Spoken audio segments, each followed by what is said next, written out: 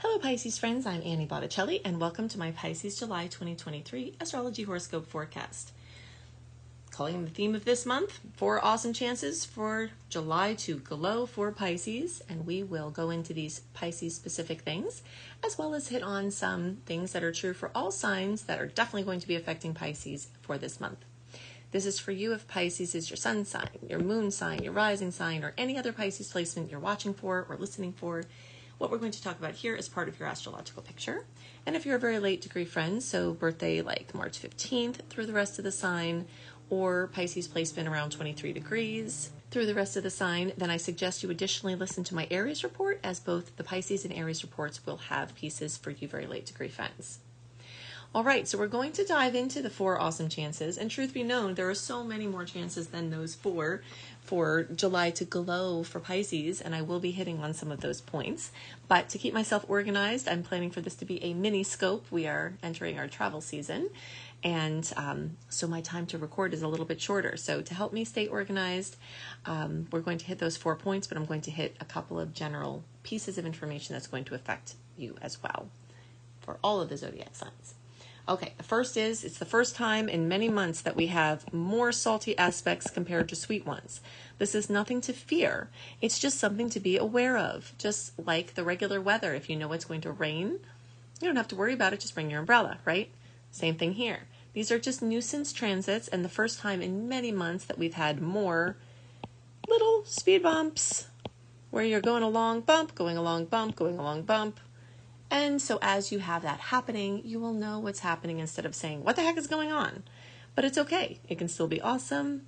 There's just going to have some speed bumps. And there are still some nice sweet aspects, which, by the way, if you want my write-up of the sweet signs or aspects, the salty ones, the general energy of the month, all delivered to your inbox in written form 1 month early, go to anniehelpsyou.com, sign up for my free email newsletter, and you'll get my more detailed report about those sweet and salty dates. The next thing to know is that we have something to celebrate in the form of having a break from eclipse season.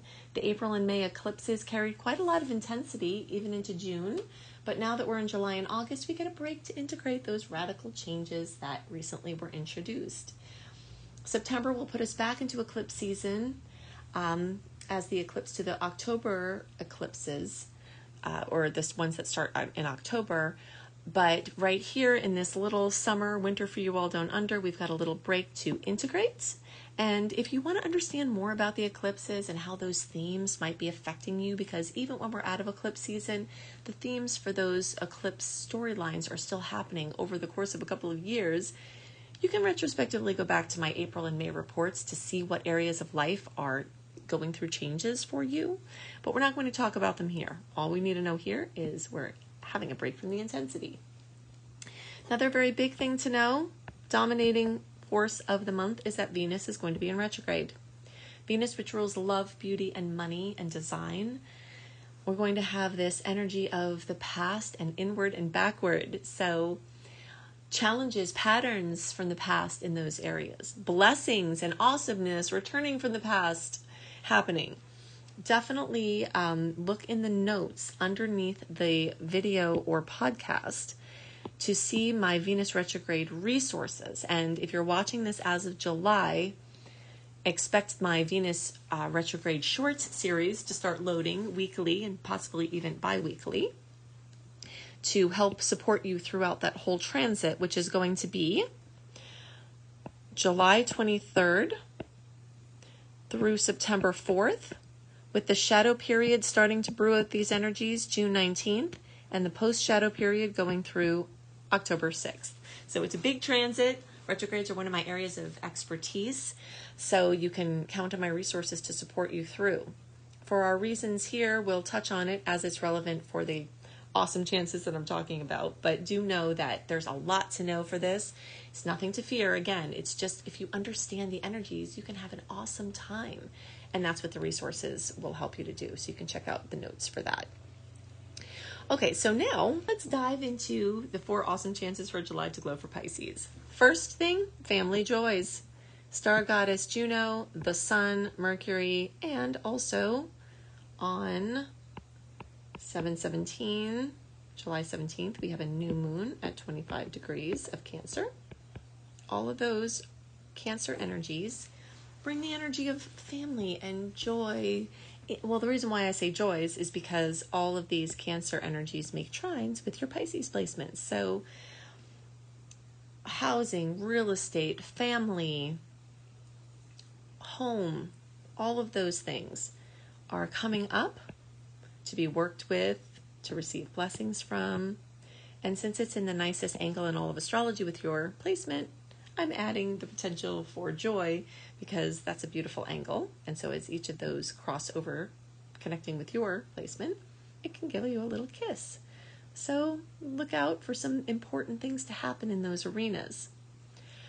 The next awesome chance for July to glow for Pisces has to do with Leo blessings.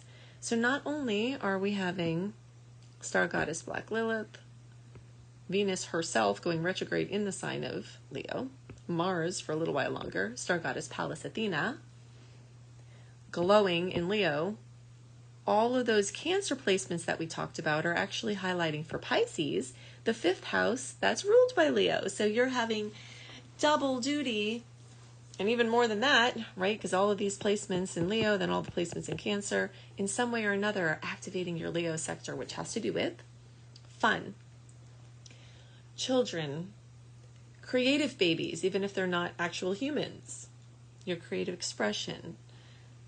I call it your bucket list energy as well, doing things you've always wanted to do, passions, hobbies, pleasures, romance, relationships. So a lover could return from the past. Zest could return into your relationship that is your stable relationship. Joy and fun can come back and, into your relationship with your kids. So things from the past are going to affect you very prominently.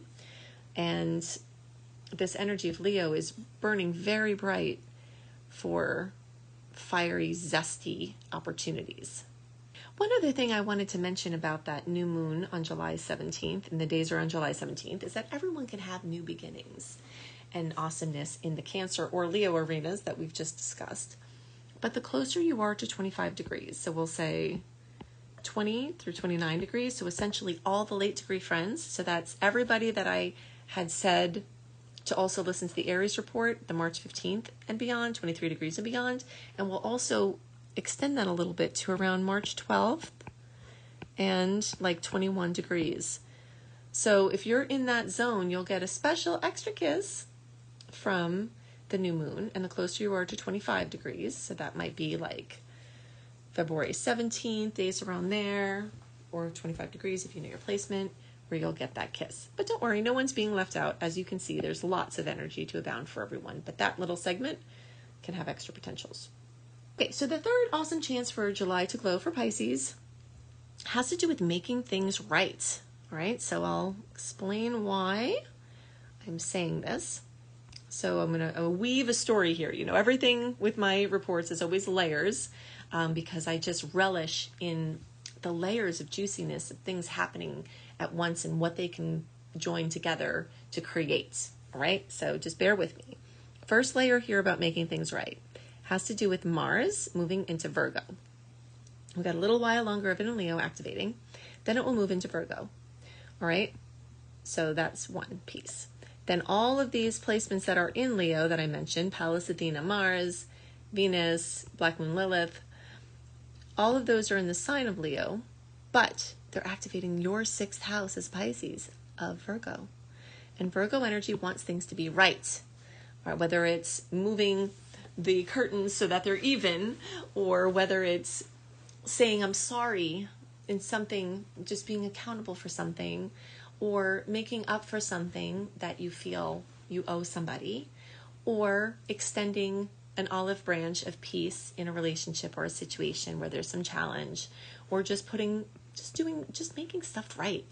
So this energy can extend to your personal relationships. It can extend to your house, like maybe certain repair work had to be done. It's an energy of making things right where it's needed to be made right on every different level. By the way, quick housekeeping note. If you're watching the video and you love the charts, great. I do the charts every other month to try to keep everyone happy because I've got about half and half. Half of you love to see the charts, half of you do not like the charts. So in my insane effort to keep everybody happy, we have options, okay? So every other month you get the visual on the charts for those of you who like to go deeper. If during those months you don't want to see the charts, here are your two options. Scroll down on the screen, the video will disappear and you'll still hear the audio. Or all of my videos are syndicated on podcast. If you're listening to the podcast and you want to see the charts or my other little scribblings that I make, then just go to my YouTube channel, Annie Botticelli, and find the videos so everyone can be happy. If you're looking for the podcast, just look for Annie Botticelli, Astro Kisses with Annie Botticelli podcast. It's everywhere. It's on Spotify, wherever you look. Okay, so back to our list. Talked about making things right. Now, the last awesome chance for July to glow for Pisces has to do with activating your Saturn energy, Saturn being in your sign. What we're talking about here is not just for this month, it's for 3 years. But we don't want to miss a chance for you to be activating it. And, this is a very powerful time. It's only between every 28 to 30 years, for a few years at a time, that we get Saturn in our sign. And yes, Saturn can be a chop buster. It can make things heavy. It can bring depressive energies. It can bring reality checks. And you may be experiencing that. And if you are, now you know why, all right? Saturn wants to bring discipline to all areas of your life. But when you have it in your sign, there's this extra special energy to really, especially, in Pisces here, to basically make the unseen seen. Build bridges from the unseen to the seen worlds. Make manifest those ideas and feelings and visions that you've had. Make solid those connections that you have with your ancestry, with your psychic space.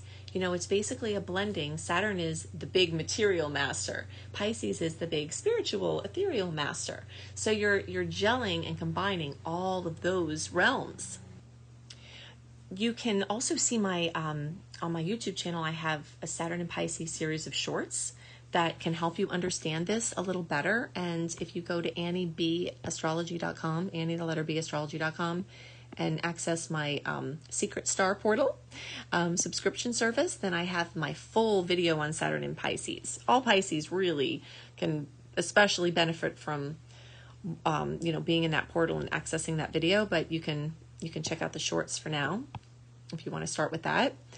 But in any case, it has to do with making the ethereal manifest. Now, also for Pisces, this is happening in your first house. So this has very much to do with your physical body, your relationship with your body, and healing your foundations. So if you had a little bit of a rough start, like if you've ever gardened and you know that a seed didn't have a good start and it struggled a little bit, but you give it extra care and healing, then you can grow that into a strong plant. And the same goes for you. Saturn moving through your sign is a time where you can review and stabilize things that may be affecting you now from your upbringing and make those things right as well. Much as can be done retrospectively, which surprisingly a lot can be done retrospectively when we're talking about the power to heal. Okay, so definitely go to AnnieHelpsYou.com. You have all of the free goodies I make for you each month, links to all of those there. If you want to be a professional astrologer or just do astrology to help yourself and your friends and family, if you think I go into a lot in my free resources, you should see what I put into my Becoming a Professional Astrologer Mastery Course. You can see that as well as some free courses on abundance and wellness at lumelife.com, L-U-M-E life.com. Go to AnnieBAstrology.com to access that Secret Star Portal, and definitely look in the notes underneath the video or podcast. I'm going to put the Venus retrograde links to some of my other resources there so that you can, get up on what's going on so that you can make the most of this beautiful opportunity. And plus you can see my books when you go to AnnieHelpsYou.com too. I hope you have a wonderful month, and I'll see you next month. Bye.